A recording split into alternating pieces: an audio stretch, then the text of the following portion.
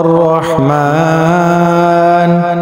علم القرآن خلق الإنسان علمه البيان الشمس والقمر بحسبان والنجم والشجر يسجدان والسماء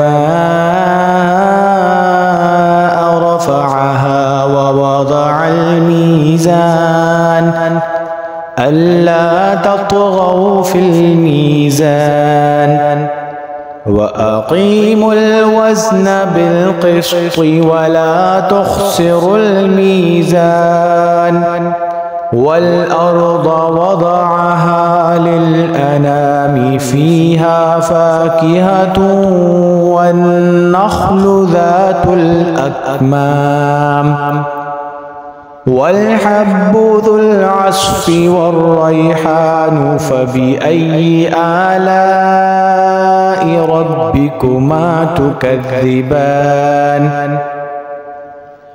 خلق الإنسان من صلصال كالفخار وخلق الجان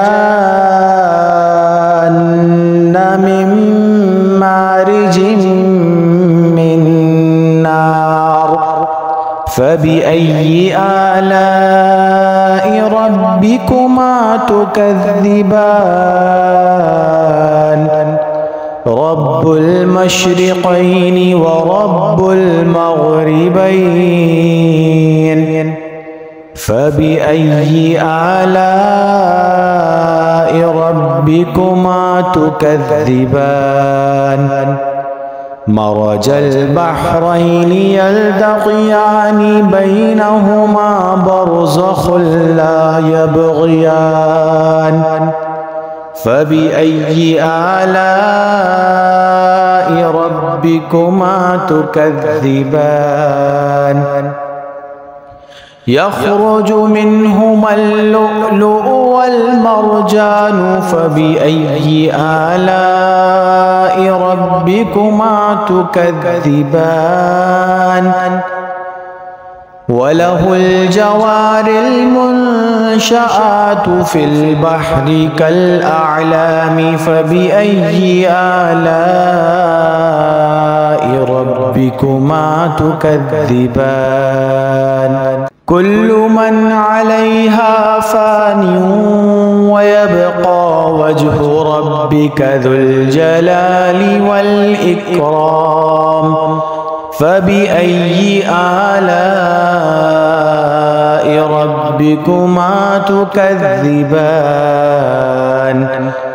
يسأله من في السماوات والأرض كل يوم هو في شأن فبأي آلاء ربكما تكذبان سنفرغ لكم أيها الثقلان فبأي آلاء ربكما تكذبان يا معشر الجن والإنس إن استطعتم أن تنفذوا من أقطار السماوات والأرض فانفذوا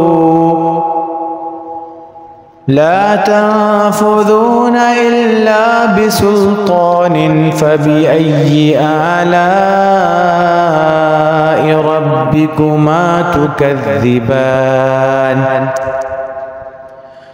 يرسل عليكما شواظ من نار ونحاس فلا تنتصران فبأي آلاء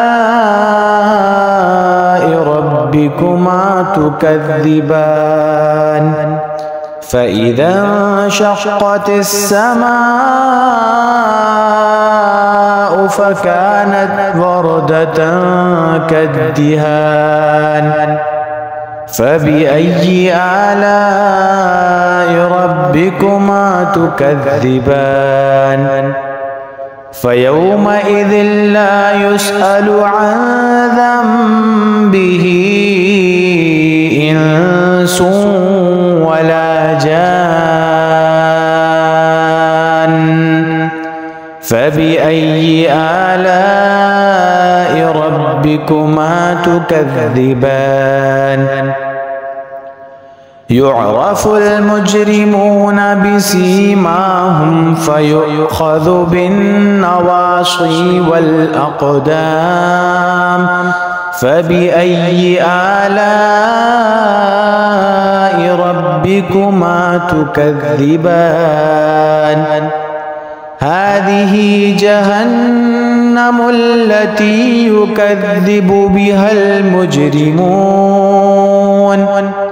يطوفون بينها وبين حميم آن. فبأي آلاء ربكما تكذبان؟ ولمن خاف مقام ربه جنتان. فبأي آلاء ربكما تكذبان ذواتا أفنان؟ فبأي آلاء ربكما تكذبان؟ فيهما عينان تجريان. فبأي آلاء ربكما تكذبان؟ فيهما من كل فاكهة زوجان. فبأي آلاء ربكما تكذبان؟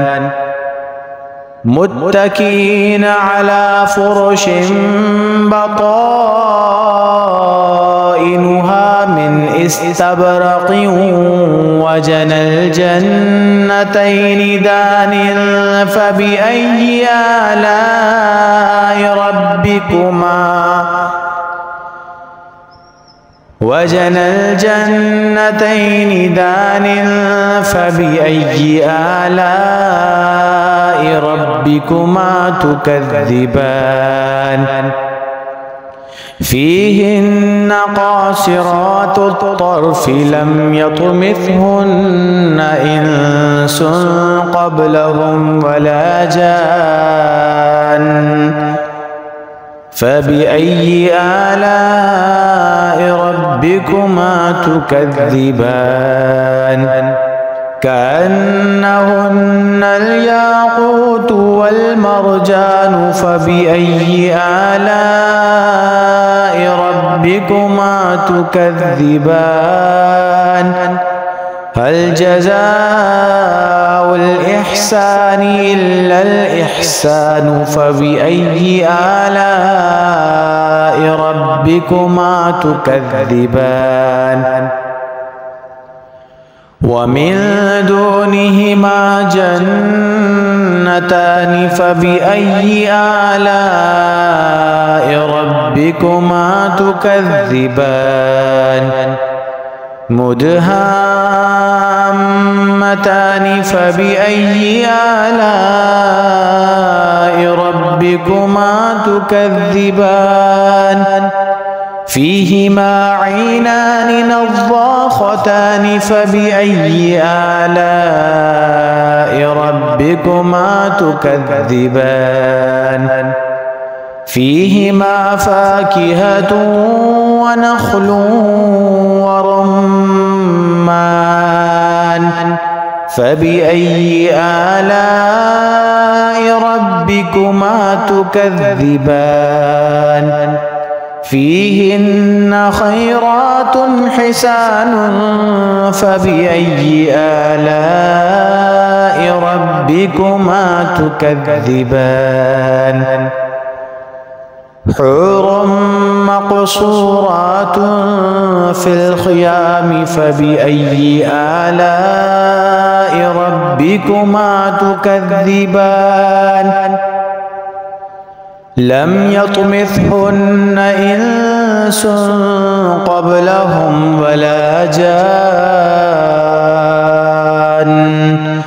فبأي آلاء ربكما تكذبان متكئين على رفرف خضر وعبقري حسان فبأي آلاء ربكما تكذبان تبارك اسم ربك ذي الجلال والإكرام